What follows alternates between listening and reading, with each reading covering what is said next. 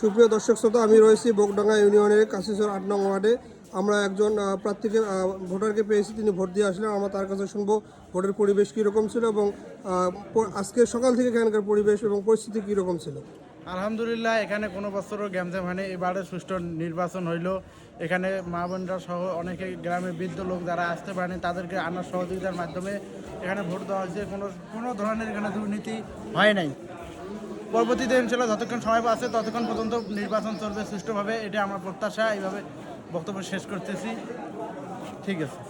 আমি একটু আপনাকে জিজ্ঞেস করবো, আমি ইতিমধ্যে প্রিজাইডিং অফিসারের কাছ থেকে জানতে পেরেছি যে প্রায় 60% ভোট ইতিমধ্যে কিন্তু কাস্ট হয়েছে। এই বিষয়ে আপনি কি জানেন?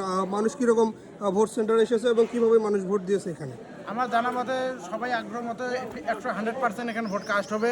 যেহেতু যারা বাইরে ছিল তারাও এখানে উপস্থিত হয়েছে, কোনো সমস্যা নেই। 100% ভোটে কাস্ট হওয়ার সম্ভাবনা আছে। আপনি ভোট দিয়েছেন ভাই? হ্যাঁ, দিছি ভাই।